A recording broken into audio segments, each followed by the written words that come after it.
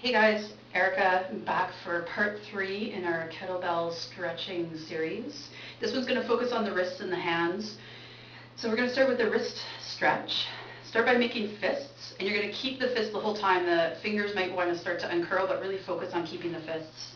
And then bring the hands together so this longest part of the fingers are touching, and you're going to keep pressing the hands together. You have to be on the floor for this one. Keep the hands pressing together and then push into the floor so that your whole top of your hand is on the floor. Push together, push onto the floor, keep the fists, and then as you push into the floor, start to lift your shoulders up and work towards straightening your arms. So if you move your hands so that all the fingers are together, then that's one stretch. And then if you kind of separate your bottom two fingers, your pinky and ring finger, so that the index and middle finger are together, then you're going to stretch into a different area, and for me that part is way more intense right now. So I'm going to stay there.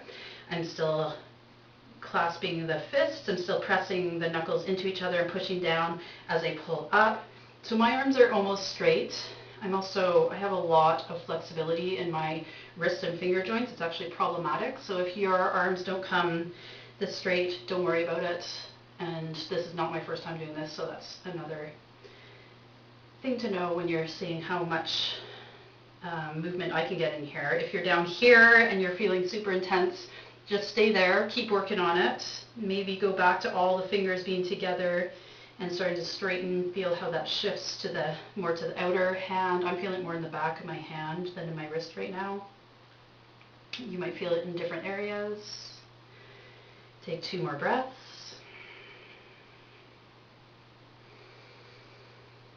See if you can straighten out one more time. Push down with your hands, push together with your hands, squeeze your fists, and then relax, shake your hands out.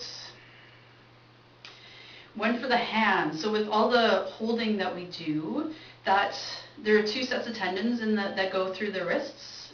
The first one is the one that makes this motion, and then the second set is the one that does the curling of the fingers, and especially for these very top fingers, and it's really hard to be able to curl just your top knuckle or bend just your top knuckle.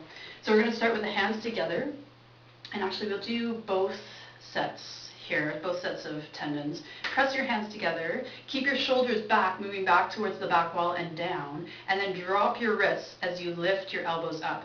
You want your wrists to be in line between your elbows, not coming in towards your chest, towards your heart, so bring the wrists forward as if you're pressing them against a wall, and starting as if you're on a shelf, but then trying to drop your wrists below your elbows, but not separating the hands. So keep the palms together, pushing together, wrist drop, elbows lift.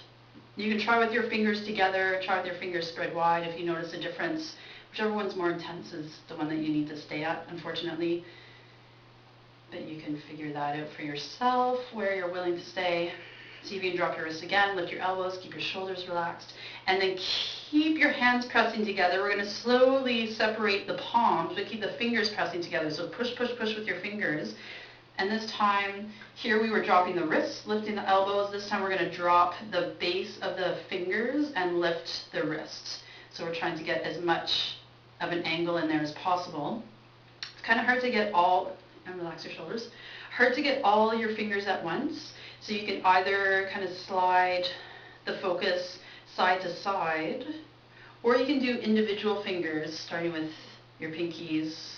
And this is a bit awkward too, because your other fingers kind of get in the way. Some fingers are easier than others.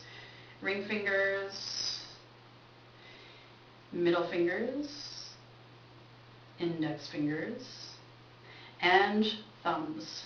And this one's really tricky. There we go. And relax that, give your fingers a bit of wiggle.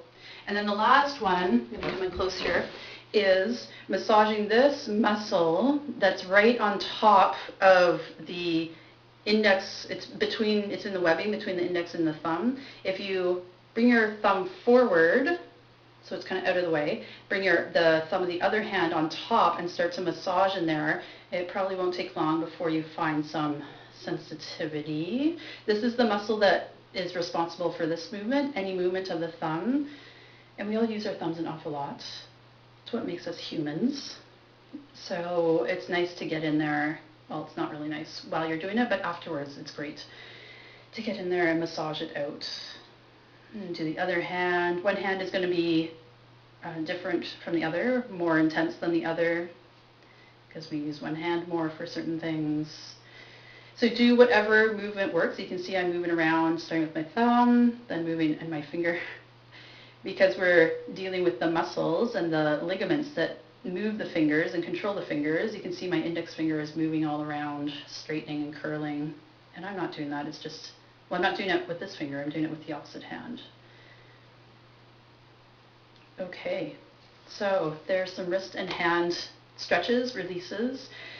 Good to do for everyone. If you text, you should be doing this every day. If you use the computer, which pretty much everyone does, you should be doing this every day. If you do kettlebells, weights, anything that's lifting, you should be doing this every day. If you hold anything in your hands, if you use a knife to cut up vegetables for dinner, if you use a pen to write, whatever you do with your hands, if you are driving or riding your bike, do these stretches and your wrists and hands will thank you. Okay, hope you enjoy it.